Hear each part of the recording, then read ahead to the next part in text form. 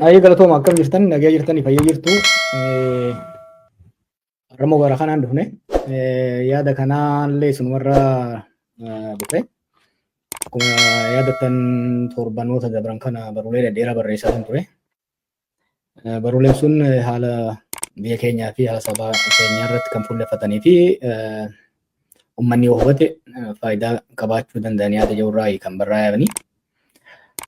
Namoonni hedduunis naqunnamuudhaan gara sagaleetiin dhiyaachuus jaalatanii garuu immoo dhimmoota tokko tokko irratti keessattuu namoota siyaasaa keessatti hirmaannaa hin qabne sooshaal saayinsii keessatti hin jirreef illee ibsa barreeffamoota irratti ibsa kennuun faayidaa irra qaba yaadni jedhu waan dhufeefi kanaaf har'a bifa leekchariitiin isinii dhiyeessuudhaaf murteessee akkuma guyyaa godhaa turre yeroo isintu murteeffate har'a teestii goone bifa leekchariitiin barreeffaman deengadda maxxanse waa'ee dhimma ulaa galaanaa irratti wal qabatee jiru irratti barreeffama sana gabaabaatti erga wal yaadachiifne booda itti aansee immoo akkaataa gaafilee isin biraa ka'amtu jira. Gaafilee amma 10 ta'an funaaneen jira gara koomentiidhaan isin barreessitanii gaafilee saniif deebii kenna. San booda immoo performansiin irraa akkam akka ture eega waliin mari'anne booda barreeffamni boruuftaan maxxanfamu jira. Barreeffama sanarratti illee bifa kanaan ibsa walii godhaa waliin mari'achaa deemnaa. Yaan akeekni isaa takka kaayyoo waan kana godhu hubannaa walii kaasuu irratti kan fuulleffateedha jechuudha. Egaa akkuma jedhe waggaa lamaaf ta'a Itoophiyaa keessatti mootummaa Itoophiyaa Abiy Ahmediin durfamu dhimma ulaa galaanaa ajandaa godhee dhiibaa ture. Jalqaba gara Somaalilaandiidhaan yaalame sunis bakka hin geenye. Saniyaas immoo gara Asab takkaahuu gara Eertiraa irratti kan fuulleffatame ololli hedduu oowweeti kan deemaa jiru. Keessattuu haasaan torban dabre paarlaamaa irratti godhame ka miirri isaas hedduu ol ka'e ka ho'i isaas hedduu ol ka'e waan ta'eef deebiin gamaa gamanaa biyya keessa biyya alaatii Israa'elis dhufaa jiru kan ol ka'e waan ta'eef kanarratti yaada barreessina. Akkuma barreeffama keessatti agartanitti dubbiin ulaa galaanaa kun dubbii ijoo biyyaati. Ijoo istiraatejii biyya saniitii fi naannoo saniif hedduu murteessaadha. Wanni akka waan kanarratti sirriitti barreessuuf na kakaase Abiyyii fi dabballoonni mootummaa dhimma kana hedduu gama tokkoon ho'isanii gara kaaniin garuu akka dhimma salphaatti yeroo gabaabaa keessatti humna xiqqaadhaan injifannoo argachuu hin danda'amu irratti kan dhiyeessaa jiranii. Haasaa san keessatti olaaltan nuti uummanni Itoophiyaa miliyoona 130, Eertiraan miliyoona 3, Itoophiyaan waggaa tokko keessa miliyoona 3 dabalti yeroo gabaabaa keessatti irra facaanaa kan jedhan agarraa. Kun haasaa san booda namootumaan tokko tokko hoggan gaafadhu namni gariin keessatti warri diyaasporaa jijjiiru kun tokko tokko vakeeshiniidhaaf Asab deemuudhaaf qophaa'uudhaaf yaadi hundi akka jiruun arge. Kanaaf mi'a fachaa xiqqoo wanni kun akka laaffisanii ilaalan kanaa miti. Laaffisanii ilaalanii wakati deeman taate balaan isaa akka biyyaattis akka sabaattis guddaa waan ta'uuf waan kana wal barsiisuu qabna kan jiru irraa kanatti deemne jechuudha. Haalli kun hagam takka laafaadha. Hagam takka xaxamaadha. Humni Itoophiyaan amma keessa jirtu, haara Itoophiyaan amma keessa jirtu buufata doonii Asab humnaan qabachuudhaaf dhuguma ni dandeessisaa eega jiru fuulleffannaa xiinxala kanaati jechuudha. Lola biyyoota lamaa egaa Itoophiyaan Asab humnaan qabachuudhaaf amma kabiideessaa jirutti humnaan qabachuudhaaf lola biyyoota lamaatu gaggeeffama. Lola Eertiraa fi Itoophiyaatu gaggeeffama. Lolli biyyoota lamaa keessaa kamtu mo'achuu danda'a? Lolli kun hagam takka dheerachuu danda'a? Aarsaa hagam takkas kafalchiisuu danda'a? Bu'aan isaa hoo maali jechuudhaaf ulaagaalee gurguddoo hedduu jira. San keessa warri gurguddaan 5 irratti fuulleffachuu dandeenya. Tokko jabina humna waraanaatii fi humna nageenyaa biyyootaati. Lammaffaan hiriiraa fi hariiroo waraanaa takkaa'uu guuza gamni lamaan baafachuu danda'u jechuudha. Guuza jechuun gama dhaladheetti jigii gama jiddu galeessa Oromiyaatti kan jedhamu kana jechuudha. Sadaffaan hamma deeggarsa hawaasummaa biyyoota lamaan san keessaa dhufuudha. Afuraffaan immoo haala diinagdee yookaan jennuus guddina isaa akkasumas baasii biyyi sun baasu jechuudha. Shanaffaan dhageettii dippiloomaasiiti.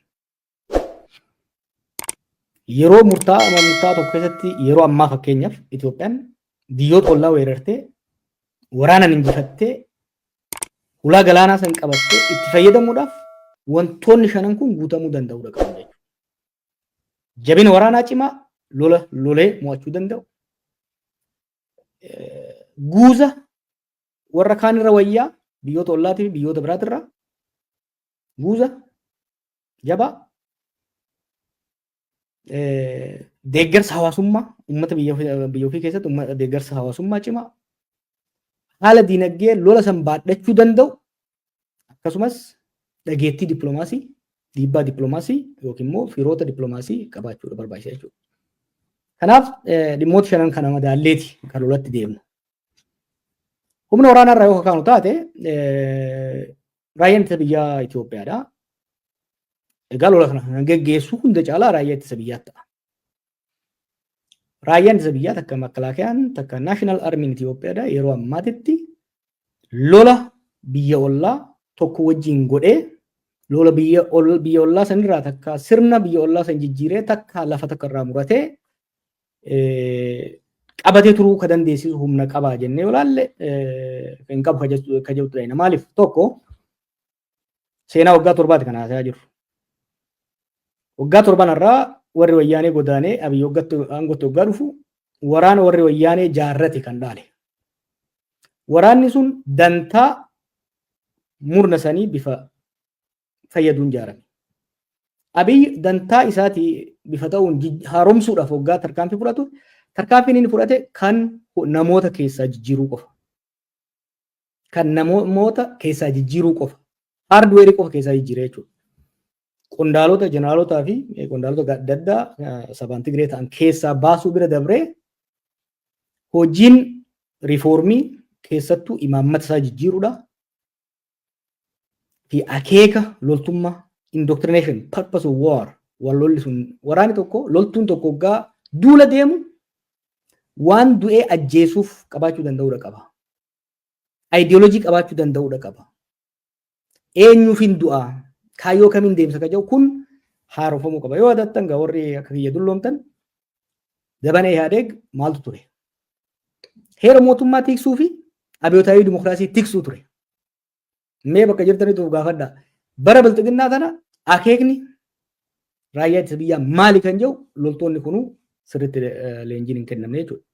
Egaa raayyaa ittisa biyyaa leenjii gahaa haaromsa gahaa keessattuu bifa yaadaatiin imaammata gahaadhaan hin ijaaraminitu Abiyyi aangoo qabatee waggaa lama keessatti lola Tigraay seene.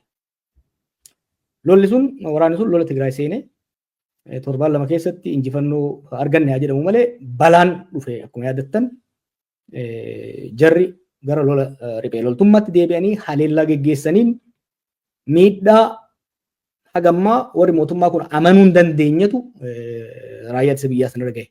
Keessattuu warra lolee lolchiisu warri sadarkaa mataalaqaa shaalaqaa irra jiru front line irratti lolchiisu mid level commanders jennuun kun namni xiqqaan hin dhumne jechuudha.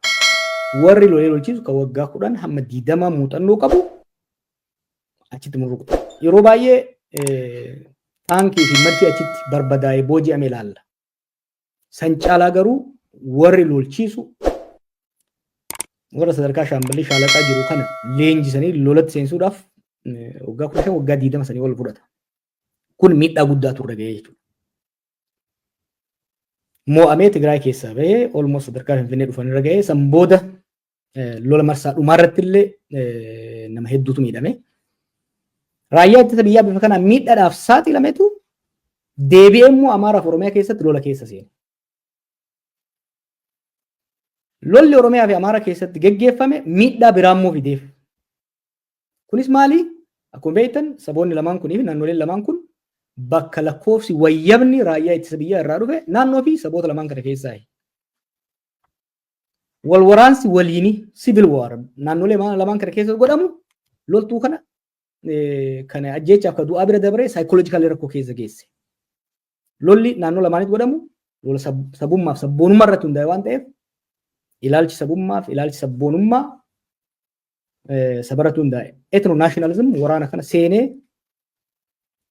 akka daran dadhabsiisu godhe qoqqoodamni akka keessatti dhufu godhe jechuudha. Amma kan loltoonni obootii fi loltoonni faannoo miseensota raayyaa ittisa biyyaa 100 hoggaa booji'an ka agarru kuni lafaa ka'eeti miti. Waraanni kun waggaa 7 lola keessa ture nuffee jira. Ajajoota jajjabaa dhabee jira. Ijoollee baatii 3 leenjisaniitti naqan kanatu deema. Ijoolleen kun immoo waan loltuuf indoctrination gahaan waan ittiin godhamneef seenanii miidhaa keessa seenanii jechuudha. So lolli keessattuu wal waraansi naannoo Oromiyaa fi naannoo Amaaraa keessatti godhame kun miidhaa fide. Lolli dheerachuun immoo waliigala exhaustion keessa geessee jira jechuudha. So waliigalatti humni waraanaa Itoophiyaadha. Keessattuu humni lafoo sadarkaa biyya ollaa tokkoon wal lolee lafa ollaa tokko qabatee ittisee ittiin deemurra jiraachuun isaa hedduu shakkisiisaadha.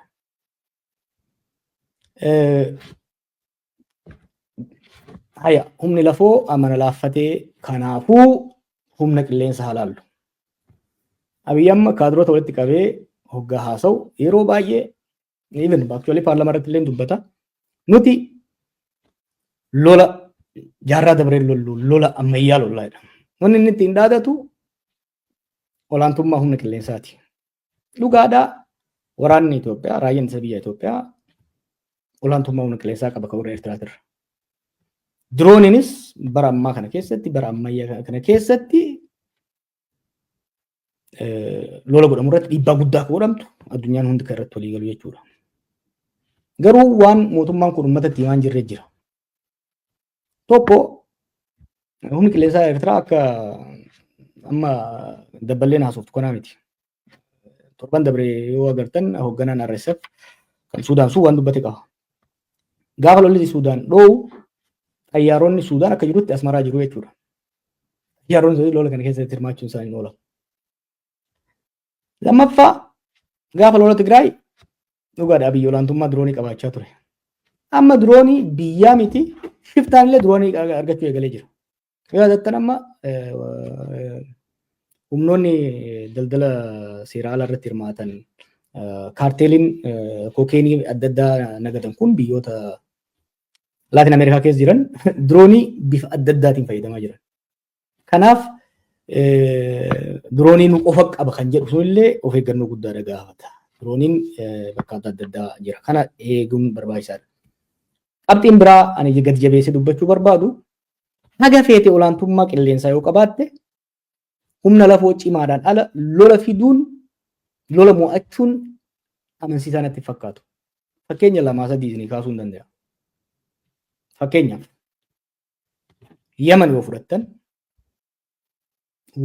bara 2015 irraa kaasee waggoota 4 biyyoonni ciccimoon Suudii fi Imiraat halkanii guyyaa qilleensaan itti roobsaa turan. Ifatanii dadhabanii keessaa bayan jechuudha. Kanaaf diroonii qofa abdatanii takkaa humna qilleensaa qofa abdatanii lolatti deemuunis booda salphina fiduu akka danda'u of eeggannoo gaafata. Tigraay illee qofa abdan taate Abiy olaantummaa diroonii qabaatee miidhaa guddaa yoo geessises fakkeenya yoo yaadattan Nooveembar 2020 hoggaa lolli eegale yeroo gabaabaatti mo'achuu danda'ee ture meeshaa qaban harkaa dha'ee. Riphee loltummaatti deebi'anii tarkaanfii fudhatanii garuu dirooniin bu'aa buusuu hin dandeenye. Kanaaf kanas hubannoo keessa galchuun barbaachisaadha.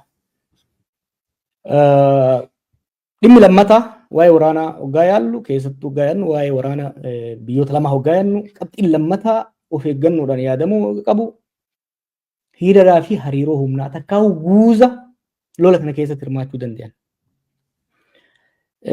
Lolli kun kana sirriitti akka qayyibatattaniin barbaada. Lolli kun lola biyyoota lamaa qofa interstate war qofa ta'uu hin danda'u. Lolli bara 1998 Shaabiyaa fi Wayyaanee jidduutti godhame lola biyyoota irra jireessatti lola biyyoota lamaa ture. deeggarsi haa jiraatu malee deeggarsa lafa jalaatti kan godhamaa ture bifa adda addaatiin. Lolli primarily lolli baadimmee jedhamee beekamu sun raayyaa ittisa biyya Itoophiyaatii fi raayyaa ittisa biyyaa Eertiraatu wal waraanaa ture. Lolli waggoota kurnan asaanaa kana keessatti addunyaarra godhamaa jiru lola akkasiitii miti. Lola guuza dho'isaa qofaan osoo hin ta'in ifatti humnoonni adda addaa keessatti hirmaatan. Kan Itoophiyaa fi Eertiraa kan hoggaa laalle lola bifa sadi qabu. Lola sadarkaa sadi qabu godhamu deema. Tokko kallattiidhaan mootummaa Eertiraatii fi mootummaa Itoophiyaa yookiin waraana biyyaa fi waraana Isaayyaas jidduutti godhamutu jiraata. Lammaffaa Itoophiyaa keessatti yeroo ammaa riphee loltoonni humna waraanaa guddaa qaban. TPLF, Faannoo fi OLF. Waan jiraniif lola kana keessatti gariin kallattiidhaan ifaan ifatti gara Eertiraa lolanii kan seenan humnoonni Tigraay gara akka deemaa jiraniif. Warri ifattuu warra Eertiraa wajjin hin dhaabanne immoo carraa raayyaan ittisa biyyaa naannolee keessa bahu sanitti fayyadamanii haleellaa mootummaa irratti geessan waan cimsaniif naannee qaama lola kanaa ta'uu jechuudha. So it will have an intrastate war. Interstate war akka biyyoota lamaatti intrastate yookiin immoo domestic warfare qabaata ribeeloltootaa fi mootummaa jidduu. Kan sadaffaa immoo regional war lola naannoo gaanfa Afrikaatti ta'a. Fakkeenyi tokko ni kenna. Sudaan amma yoo fudhattan milishaa warra RSF fi humna raayyaa ittisa biyyaa bakka lamatti dhohee wal lolaa jira. Achi keessa kilootoorii tokko lama humni Tigraay jira. Gama warra Eertiraanis hirmaannaan akka jiru himama. Warri Ijipt gara qilleensaan deeggaraa jiru. Itoophiyaanis dhiyeessii meeshaatiin gargaaraa jirti jechuudha. Gaafa lolli Eertiraa fi Itoophiyaa dhohe Sudaanii fi Itoophiyaa jidduu daangaan hin jiraatu. Humnoonni kun walitti makamuu jechuudha. Walitti gabbaqaqa. Kallattiidhaan humnoonni sadan keessatti wal lolaa jiranii fi humnoonni Eertiraa humnoonni Itoophiyaa walitti banamanitti lola yoo xiqqaate humnoonni qaama 4-5 ajajaman. Hameeti Burhaan, Isaayyaas, Abiy, Marroo, Dabratsiyoon fi Zammana fa'aa of keessaa qabutu hirmaachuu ta'a jechuudha. I want you to understand the enormity of the complexity that will come with this. So, kana hubachuun barbaachisaadha. Kana boodaan immoo warra afran shanan kana boodaan immoo warra ulee ergisuutu dhufuu ta'a. Gama Itoophiyaatiin Emiraat shakkii malee deeggarsa itti fufti. Gama Eertiraatiin Ijipt shakkii malee hirmaannaa arraa argaa jirtan. Suudiilleen kallattiilleen ta'uu baatu duubaan turte jechuudha. Akkasuma akkasiin bal'isaa deemuu dandeenya jechuudha. So hiriiraaf hariiroo amma deemaa jiru kuni akka amma Abiifaa dhiyeessanitti Eertiraan xiqqittiin kophaa isii nu dura dhaabattu osoo hin taane lola gandii hundi guuzatti wal yaamee wal afuufuuf taa'u akka ta'e hubattanii akka itti deemtaniif